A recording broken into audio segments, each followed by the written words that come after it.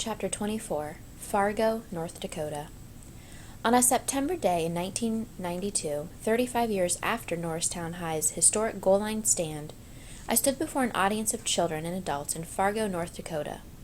I was there in connection with my novel, Maniac Magee, which had recently won the Newbery Medal for Children's Literature.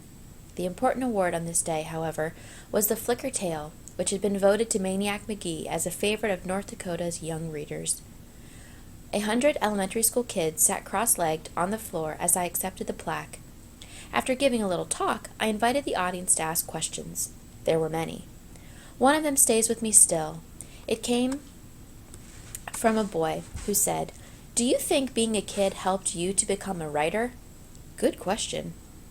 After writing Goal to Go, I gave it to my father and forgot about it. Several days later, I opened the Times-Herald to the sports section, and there was my poem, printed in a box with the headline, "Student Waxes Poetic." At school the next day, everyone, kids, teachers, football coaches, told me how much they liked it. That, I believe, was the beginning. By the time I went off to Gettysburg College 2 years later, I knew I wanted to be a writer.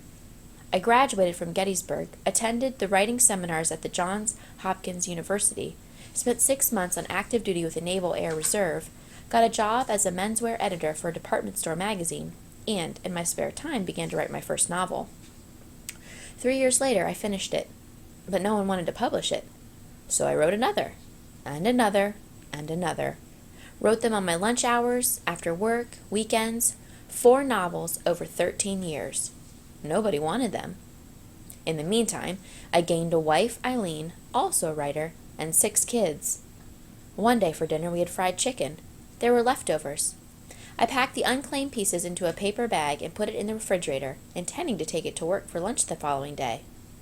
But when I opened the bag early the next morning, I found only chicken bones. The meat had been eaten away. No doubt this was the work of one of the 6 little angels sleeping upstairs.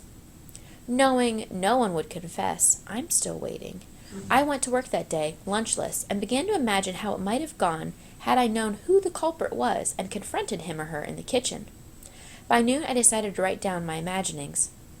I was about to do so, intending to describe the scene from the point of view of the chicken-deprived father, when it suddenly occurred to me that there was a more interesting point of view here, namely, the kids.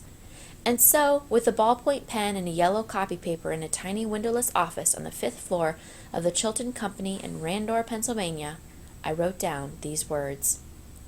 One by one, my stepfather took the chicken bones out of the bag and laid them on the kitchen table. He laid them down real neat, in a row, 5 of them, 2 leg bones, 2 wing bones, 1 thigh bone. And bones is all they were. There wasn't a speck of meat on them. Was this really happening? Did my stepfather really drag me out of bed at 7 o'clock in the morning on my summer vacation so I could stand in the kitchen in my underpants and stare down at a row of chicken bones? That night, at home, I kept writing. I gave the chicken snatcher a name, Jason, and an age, 12, and I started remembering. Remembering when I was 12, when I lived in the West End, when I went to Stewart Junior High School, when I wanted to be a shortstop, when I rode a bike, when I marveled at the nighttime sky.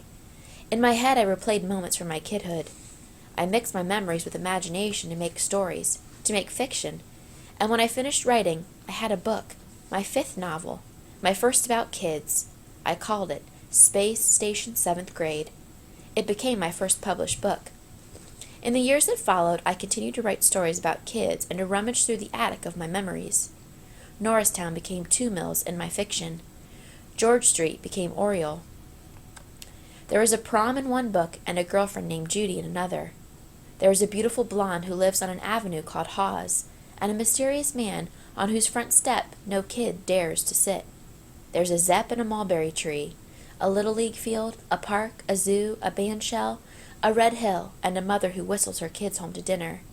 There's a river called the Schuylkill, and a creek called Stony, and a grocery store on a corner next to a house whose address is 802. And a brown finger and a white mouth, and a boy who is a wizard at untying knots and yo-yo strings. Do you think being a kid helped you to become a writer? I could have taken days to answer the boy's question, but neither he nor Fargo had that much time. So I simply nodded and smiled and said, "Yes, I believe it did." Before going into your questions to answer them, please look at the other books written by Jerry Spinelli.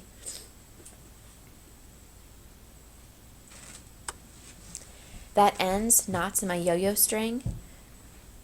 Please review this chapter to answer your questions before moving on to completing your study guide.